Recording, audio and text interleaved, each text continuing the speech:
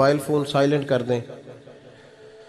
اور یہ جو ویڈیو بناتے تھک جاتے ہیں دوست موبائل فون والے، یہ میرا خیال ہے ویڈیو والے بھائی سے ہی کوئی رابطہ شابطہ کر لیں تو تھکاوٹ نہیں ہوگی، بنی بنائی مل جائے گی.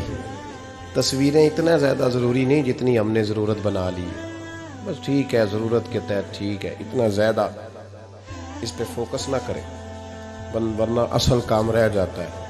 ہم نے تو دل میں سجا رکھی ہے تصویر یار، بس ذرا گردن جھکائی دیکھ لی.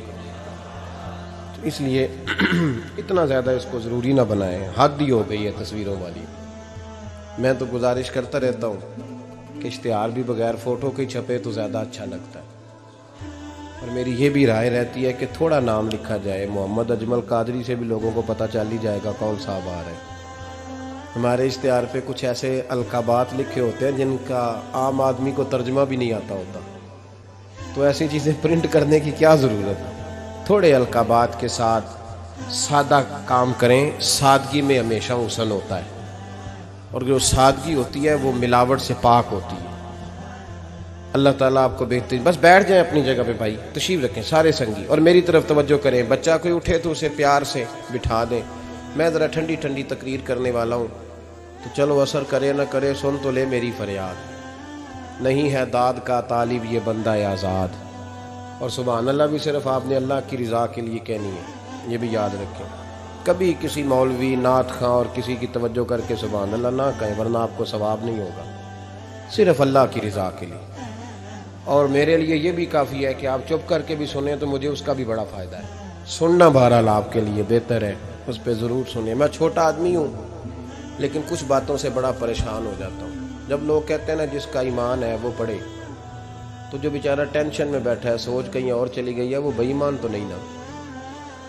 تو کیوں اس قسم کے جملے ہم بولتے ہیں جن کی شریعت ہی ہمیں گنجائش نہیں دیتی، اجازت نہیں دیتی کہ جس کا ایمان ہے وہ ہاتھ کھڑا کر لے. تو جس نے تازہ بائی پاس کرایا دل کا، وہ ہاتھ کھڑا کرے گا تو مر جائے گا بیچارہ. اس کو حکم ہے کہ وہ نیچے رکھے. یہ جذبہ ہے، ضرور ہونا چاہیے. ہاتھ کھڑے دیے ہی اللہ رسول نے اپنے لیے ہیں تو ہونا ضرور چاہیے، لیکن اس کو اتنا فرض نہیں سمجھنا چاہیے. ماحول میں بہت زیادہ. اور ایک اور بڑا ایشو ہے ہماری محفلوں میں، وہ نوٹ پھینکنے کا ہے. کیا ضرورت ہے؟ نذرانے کا یہ سٹائل نہیں، اور نہ یہ کام کریں. میلاد کی محفل میں آ کے بھی غریب آدمی پریشان رہتا ہے. وہ کہندا میرے کو دتھی ہوندی تو میں بھی اگے بہندا، لہذا پیچھے وہ لوگ کے دتھی جو کوئی نہیں. اس لیے میلاد کی محفلوں میں بھی جو 50,000 روپیہ دیتا ہے اس کی صدارت ہوتی ہے، اس کا کوئی مطلب نہیں. یہ جو اسٹیج ہے نا جس پہ آپ لوگ ہمیں دیکھ رہے ہیں، تو میرے جیسے لوگ آ گئے ہیں تو خرابی ہوئی ہے، ورنہ تو یہ پیر میرے علی شاہ کا اسٹیج ہے، ورنہ جو محدث اعظم مولانا سردار احمد صاحب کا اسٹیج ہے. اس پہ تو جو جس کا دل آتا ہے وہ کہتا جا رہا ہے. کوئی پتہ ہی نہیں کوئی کیا بول رہا ہے اور کون کس کا کلام پڑھ رہا ہے. کوئی اس نے تحقیق نہیں کرائی کہ یہ پڑھنے والا تھا بھی کہ نہیں، کوئی پتہ ہی نہیں. بڑے بڑے شعراء مولانا حسن رضا صاحب جیسے لوگ نعت لکھتے تھے تو پہلے چیک کراتے تھے کہ ٹھیک ہے کہ نہیں. اب پتہ ہی کوئی نہیں. یہ بڑا سنجیدہ اسٹیج ہے. یہ میاں شیر محمد شرک پوری کا اسٹیج ہے، یہ حضرت امیر ملت کا اسٹیج ہے میرے بھائی، یہ علامہ کاظمی کا اسٹیج ہے، اور یہ میرے اعلیٰ حضرت فاضل بریلوی کے ماننے والوں کا اسٹیج. اس میں کوئی ایسی حرکت نہ کریں. اور کبھی بھی محفل کو کمرشل نہ بنائے. زندگی میں یاد رکھ لیں اللہ رسول کی بارگاہ میں بھی جانا ہے. لوگ آ کے شکوہ کرتے ہیں فلانا مولوی پیسے مانگتا ہے، تو میں نے کہا وہ اس لیے مانگتا ہے کہ آپ دیتے ہیں. آپ مارکیٹ بند کر دیں تو بندے سارے صحیح ہو جائیں گے. یہ مانگنے والے کی غلطی نہیں، یہ ریٹ لگانے والوں کی غلطی ہے. جو چیز مارکیٹ میں بکے نہ وہ بننی بند ہو جاتی ہے. تو کیوں آپ لوگوں نے ایسے لوگ پرموٹ کیے جنہوں نے نعت بیچی 10,000 کی، تلاوت بیچی 10,000 کی، معاذ اللہ تقریر بیچی، کیوں ایسے لوگ پرموٹ کیے؟ کرو مدح اہل دول رضا، پڑے اس بلا میں میری بلا، میں گدا ہوں اپنے کریم کا اور میرا دین پارا نہ نہیں. اور یہ یاد رکھ لو زندگی میں، اس کی کو تھوڑی اور کم کر دیں جی، اللہ آپ کو جزا دے، برکت دے. یہ بھی یاد رکھ لیں کہ گردن کو جھکا دیتا ہے خیرات کا پتھر، جہاں میں مانگنے والوں کے سر کبھی اونچے نہیں ہوتے. سر اسی کا اونچا ہوتا ہے جو دینے کا عادی ہوتا ہے. جو کشکول طلب دراز کر کے رکھتے ہیں ان کے بھی کبھی سر اونچے ہوئے ہیں.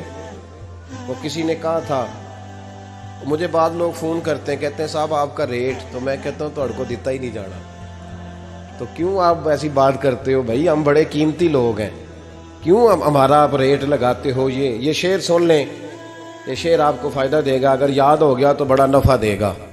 یہ آرزو کرم اور میں آپ سے کروں، یہ آرزو کرم اور میں آپ سے کروں، یہ بھیک اس کو دیجئے جس کا خدا نہ ہو۔ تو جس کو بے حساب مل رہا ہو اس کو کیا ضرورت ہے ہاتھ پھیلانے کی؟ یہ بھیک اس کو دیجئے جس کا، ایک طرف نعرہ لگتا ہے کون دیتا ہے دینے کو، دوجے پاس آنے نے دیا جے 20,000، اور ظالمہ ان پہ آندہ سے نبی پاک کو لینے نے۔ نذرانہ کوئی تحفہ دے تو لینا سنت ہے، لیکن یہ جو سٹائل ہے نا کہ طے کرنا، اور پہلے ماڑے بندے دی پہنچتے محفل بھی کوئی نہیں رہ گئی، وہ بھی آندہ کمیٹی نکلے گی تو جلسہ کریں گے، ایڈا مہنگا جلسہ، اس کی پہنچ میں تو محفل بھی کوئی نہیں، غریب آدمی تو اب ترس گیا ہے نعت سننے کو بھی، اس لیے کہ اس کا بھی ریٹ ہے۔ باز آئیں اس چیز سے۔ ہمارا اعلیٰ حضرت فاضل بریلوی رحمۃ اللہ علیہ تیل لینے چلے گئے دکان پہ، دکاندار کو بوتل دی تیل والی، بھر کے دے دو، اس نے بھر کے دی تو اعلیٰ حضرت نے فرمایا کتنے پیسے؟ اس نے کہا جی ویسے تو 5 آنے کی ہے، آپ ہمارے عالم دین ہیں، آپ 3 آنے دے دیں۔ اعلیٰ حضرت نے پورے 5 دیے، فرمایا تو پورے رکھ، میں احمد رضا ہوں، میں اپنا علم 2 آنے کا نہیں بیچا کرتا، تو نے میرا 2 آنے ریٹ لگایا ہے، آپ عالم ہے تو 2 چھوڑ دیں۔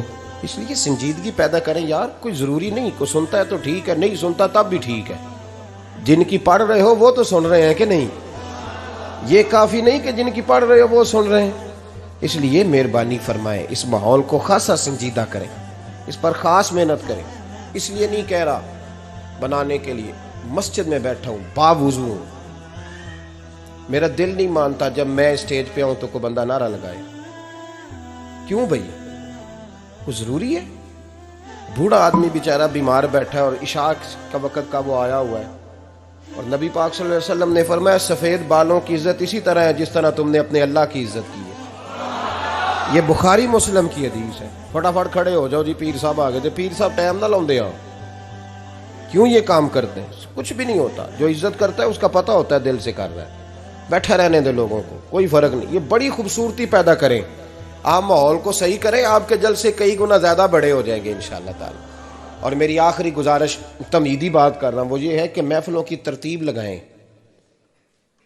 جو قاری صاحب نے عشاء کے فوراً بعد تلاوت کی انہوں نے بھی قرآن ہی پڑھا تھا، وہ بے قاعدہ کیوں تھی؟ پھر جو دوبارہ 1.5 گھنٹے کے بعد باقاعدہ شروع ہو گئی تو وہ قرآن پاک نہیں تھا؟ کہتے ہیں ان باقاعدہ شروع ہونے لگی ہے، کیا مطلب ہے اس کا؟ باقاعدہ محفل عشاء کے بعد شروع کریں، ٹائم دیں، نعت خواں کو وقت دیں، اور دعا کا ٹائم لکھیں۔ آپ میرے پاس کبھی آئیں، ہزاروں کا جلسہ ہوتا ہے ہمارا، لیکن ہم 1.5 گھنٹے سے زیادہ محفل کرنا مناسب ہی نہیں سمجھتے، اس لیے کہ اگر فجر سویرے تانگ ہو جائے تو ساری رات جلسے کا مقصد کیا ہوا؟ اور مختصر بات کریں گے خیر الکلام ما کلا ودلہ، تو وہ بڑی بہترین رہے گی۔ سنجیدگی لائیں، تاکہ جس آدمی نے سویرے کام پہ جانا ہے وہ 10 کے آوے آ کہ میں چلا 8 بجے محفل شروع ہونی ہے تے لو 9:45 میں تھوڑے کول ہوواں گا انشاءاللہ، تاکہ باقی کا کام بھی کر لیں۔ یہ ماحول، یہ میں گزارشات کر رہا ہوں، اپیل کر رہا ہوں۔ چلے اللہ کرے میں بے عمل آدمی ہوں، میری زبان سے نکلی بات کسی پہ اثر کر جائے، یہ آپ سنجیدگی پیدا کر کے دیکھیں، انشاءاللہ یہ رش زیادہ ہو جائے گا آپ کے پاس۔